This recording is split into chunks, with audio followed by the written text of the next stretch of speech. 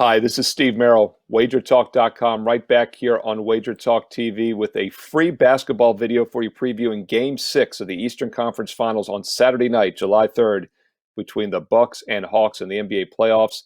Going to get to some free information for you, let you know which way the public is looking on both the side and total. Also going to dig into the NBA player props for this Saturday night's game on this video for you free in just a moment.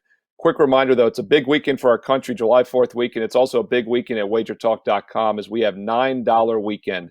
Every play, every package, Friday, Saturday, Sunday, and Monday is just $9. Normally it's Mondays only, but we're doing it all weekend long for this holiday weekend, starting on Friday night through Saturday, Sunday, and Monday. Every play, every package at WagerTalk.com, just $9. Don't forget, though, if you're serious about winning, if you're serious about treating this as a long-term investment, as I highly recommend you do, a direct subscription is still the best value. And I've got a special coupon code for you this weekend, Steve150. Steve150. Steve150 gets you $150 off any 30 or 90-day all-access subscription for myself, Steve Merril, at WagerTalk.com. 30-day gets you all of July, baseball and basketball. 90-day gets you July, August, and September. And that gets you a full month of both college and pro football as well. So whether you choose the 30 or 90-day all-access, make sure you use coupon code Steve150 for a $150 discount right now at WagerTalk.com. Let's look at the NBA playoffs, Eastern Conference Finals, Game 6 for this Saturday night, July 3rd, 8:30 Eastern Saturday night on TNT National TV. Milwaukee Bucks got it done Thursday night at home in Game 5, and they look to clinch the series here. They're now over about a minus 360 favorite for the series. Take back on the Hawks is about plus 280, plus 290. Atlanta, of course, has to win back-to-back games. Early odds are saying they will win this game. They're a 2.5-point favorite in Game 6, and that's with Trae Young as a game-time decision. Now, look, I'm doing this video on Friday night as we head into the weekend. Right now, Young is 50-50. He's missed the past 2 games. I think he'll probably make a go at it. The big X-factor question for me is if he's fully healthy. I don't think he is either way. So he actually could end up hurting this offense a little bit if he plays. It'll be interesting because the line probably will rise a couple points.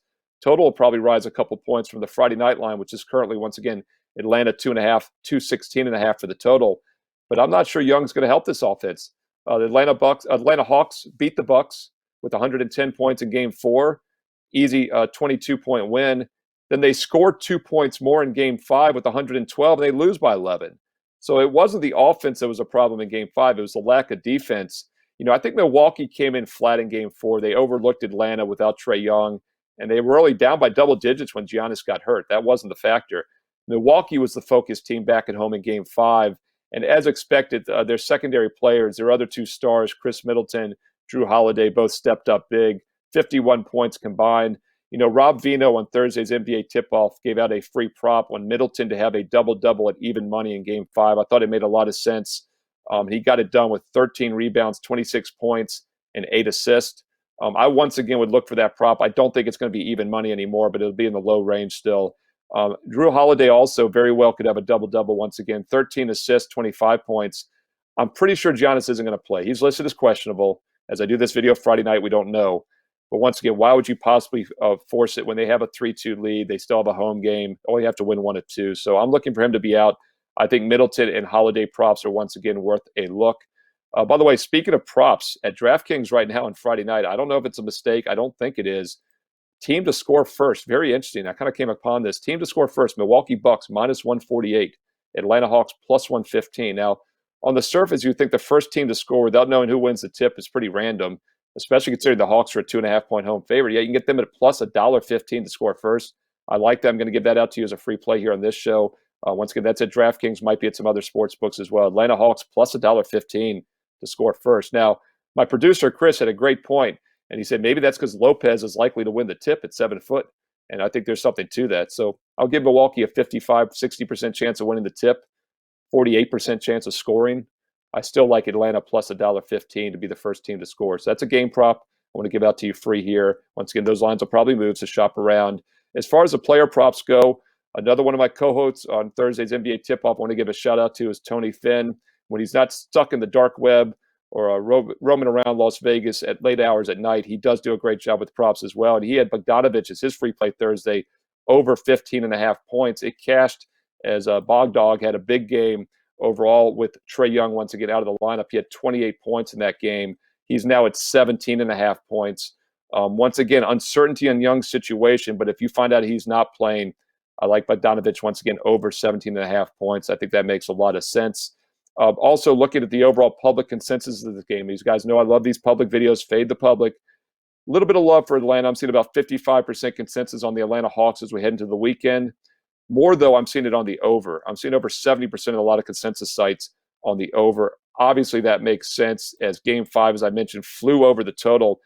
Keep in mind, it was around 216 when it opened, went down to 215, closed as low as 212.5. When Trae Young was announced out, the Bucks went from a 3-point favorite to a 4.5-point favorite Thursday night in Game 5. Total dropped from as much as 216, 215 down to 212.5, and it soared over with 235 points. Not a surprise as both teams shot the lights out. Milwaukee 51%. And by the way, that was the third time in the past 4 games the Bucks have shot at least 51% or more. Once again, Atlanta won Game 4, 110-88. That's when they held them to 39, but they've given up 51% or more in Games 2, 3, and 5.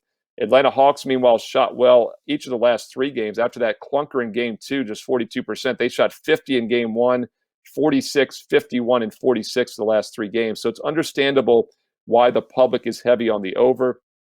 Not sure they've adjusted the line enough. I mean, normally I kind of lean towards the under when there's a high shooting percentage like that, but that's happened in most of the games for both teams. Once again, with Giannis out, the Bucks have to play up tempo. That will happen again. The real question, though, is Trae Young. If he comes back healthy, that helps. If he comes back less than healthy, it could really hurt. Without him, I still think Atlanta can score. So the pace will be fast again. The odds makers have adjusted it up a bit to 216.5 as we head into the weekend. But once again, the public is heavy on the over for Game 6. That's always a little bit of a red flag, so use that wisely. A little bit of a lean, 55% by the public on the Atlanta Hawks. Hey, we'll have more information as we head into Saturday and Saturday night. That's why you want to be a direct subscriber. You want to get my official best bets, $9 weekend at WagerTalk.com. I've had over a 73% return on investment over the past 2 months in baseball and basketball combined. And by the way, on the way out, got to give another shout to one of our NBA tip-off contributors, and that's John Ryan, whose database almost exploded last week when he found out there was July basketball. First postseason game ever in July on July 1st. Home teams are now 100% in July playoff games with a 1-game sample. But on a most serious note, John did let me know that he ran the numbers for this game, and with both the Greek out and Trae Young not playing, the projection is 111, 111. So his system has, his database has the Bucks Hawks at 111 even without Trae Young playing or the Greek playing. And once again, that would side towards the over, which, as I mentioned, is where the public is leaning as well. Hey, thanks for watching. If you found this information useful, be sure to give it a thumbs up, like the video, subscribe to WagerTalk TV for this great free content on a daily basis. And most importantly, leave me a comment below. I love my comments. I want to know your thoughts on Game 6 Saturday night between the Bucks and Hawks and who you like. Also, player props you like as well. It's a great time of year to be using player props. Don't forget, once again, $9 weekend every Saturday and Sunday play-in package at WagerTalk.com, just $9. And if you're taking a serious long-term investment approach, take advantage of coupon code STEVE150, STEVE150 for $150 off any 30 or 90-day all-access. Steve Merril, WagerTalk.com. Thanks for watching. I'll be back soon with more videos right here on WagerTalk TV. Good luck this weekend.